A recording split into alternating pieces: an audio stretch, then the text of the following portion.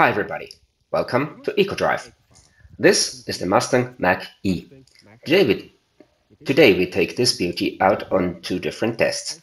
First, the regular consumption test on the Ecodrive lab, and the second video will be about consumption on mountainous roads and the regenerating capabilities. So join me on those trips and I hope you'll enjoy it. We are now starting our test drive with the Mustang Mach-E. As you probably know, we do a fixed route all the time, and I'll show you the map of this route. This route contains everything you need to find out how efficient your vehicle is. First we go out of town, and then there starts an uphill section of about 6 kilometers, 4 miles. Then we have a 6 kilometer rolling hill section, followed by 6 kilometers downhill. We then go on country roads for about 18 kilometers, followed by 17 kilometers of motorway and 17 kilometers of inner city traffic. In order to show you how I'm driving, and especially to show that there is no need to go slow in order to drive efficiently, I keep the cameras running all the time. I also have the cameras on the speedometer and on the consumption gauge.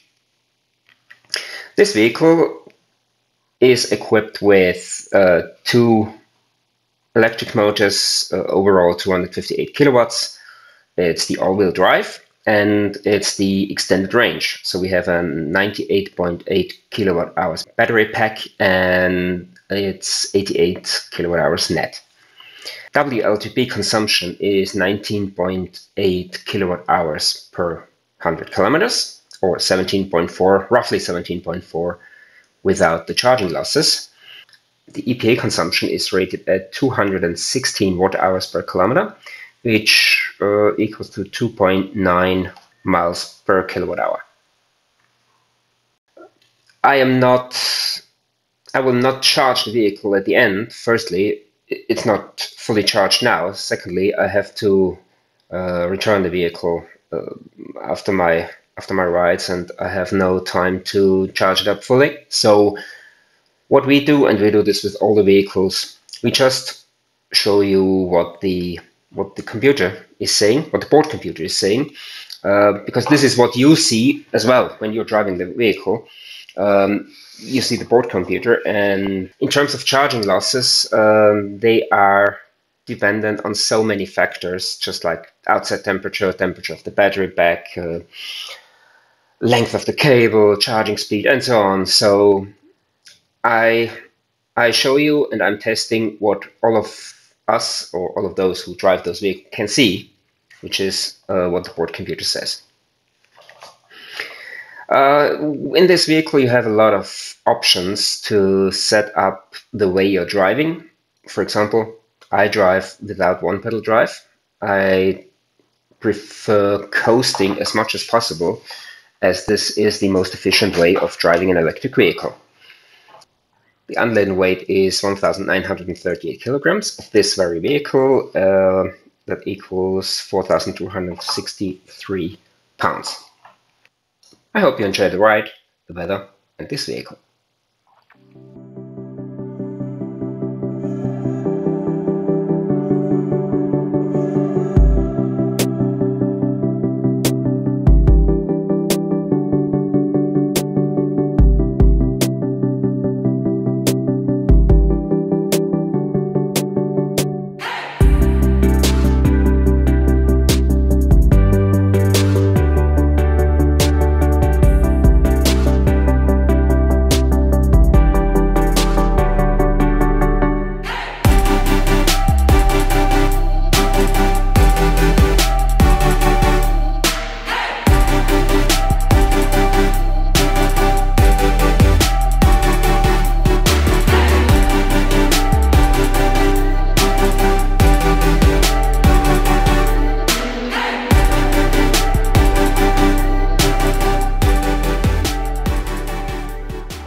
We have reached the end of the uphill section, and you have seen the consumption so far.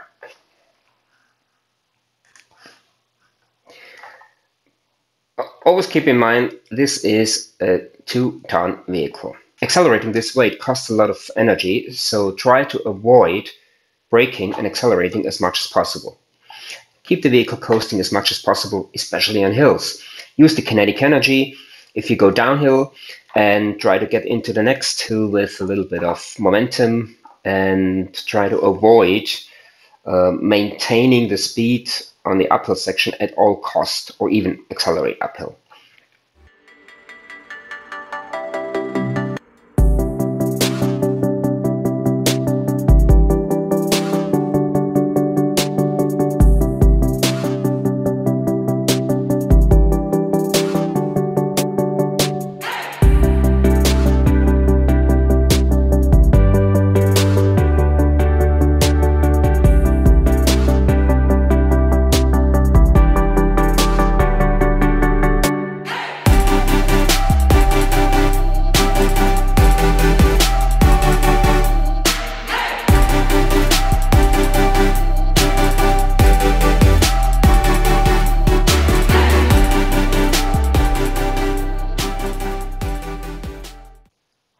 We are now reaching the end of our hilly section, and here we have 33 kilowatt hours per 100 kilometers, which equals 1.9 miles per kilowatt hour. Unfortunately, twice we have lost a little bit of momentum going into an uphill section caused by roadworks, where we had to stop. But nevertheless, 33 kilowatt hours is not too bad, I think.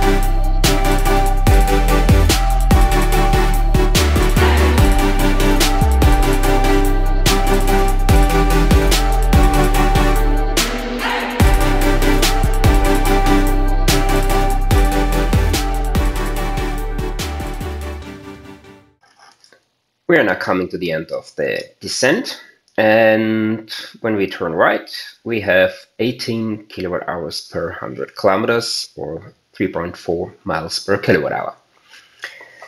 This vehicle is equipped with 2 engines and a lot of power.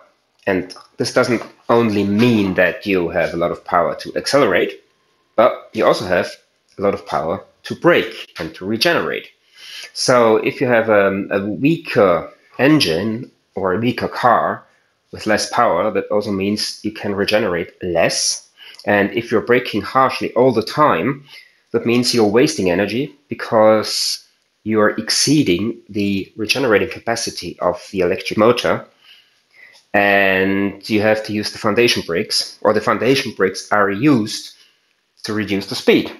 So therefore, generally, even with electric vehicles, drive with good foresight, read the road ahead of you, and avoid harsh braking. But with strong vehicles, vehicles with a lot of horsepower, with strong engines, you can afford to brake a little bit more harshly. Unfortunately, here as well, we had some other road users who prevented us from going really efficiently and using momentum on the flatter sections. But yeah, that's a real world test, and this happens.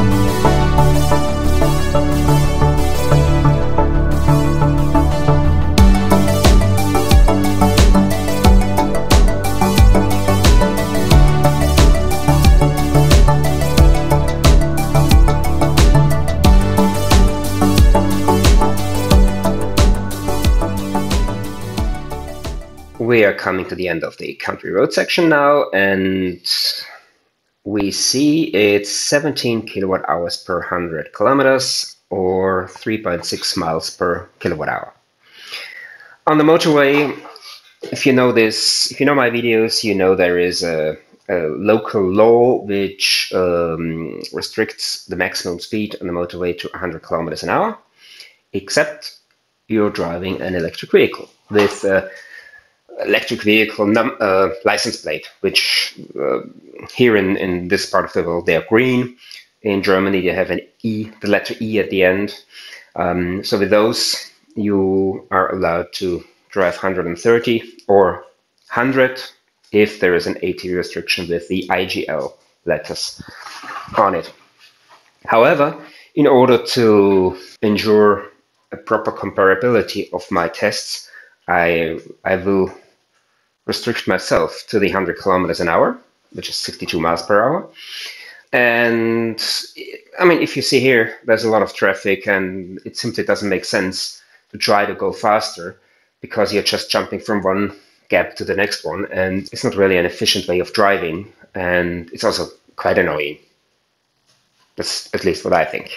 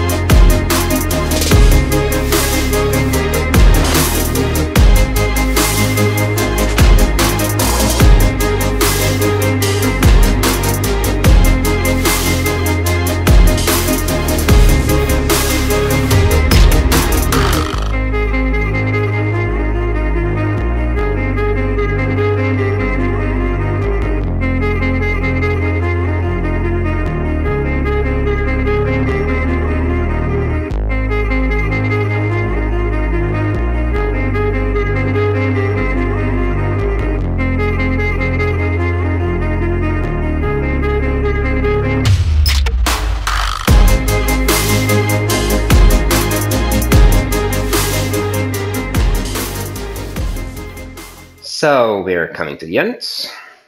Park the car in here, and we have 18 kilowatt hours per 100 kilometers, which equals to 3.4 miles per kilowatt hour. Well, 18 kilowatt hours per 100 kilometers is not really efficient, even for a car of this size and this weight category. There are others with this weight that do much better, but I think it's a great car to drive. I'll show you quickly the sectoral consumptions of this car, and which then all resulted in the overall consumption of 18 kilowatt hours per 100 kilometer. Well, with heavy cars, it's even more important to keep the car in motion, to keep the vehicle on the roll. If you brake an electric vehicle, yes, you get some energy back. There is some regeneration, but you never get back what you have invested before, or what you have to invest once you've stopped and want to go back to the original speed. So, as with all vehicles, keep the vehicle in motion, if possible. If you see the red light in front of you, lift your foot off the gas, brake a little bit, keep the vehicle in motion, and then you can just be on a flying start. You don't have to come to a full stop. Talking about regenerating energy, there is a second video with the Mustang Mach-E. On this video I have tried to find out how the consumption will be in mountainous area, on hilly roads, up and down all the time. You might be surprised, or some people might be surprised about the result. And what I've also tried to find out is how much this vehicle can regenerate. I often hear people talking about 80% regeneration.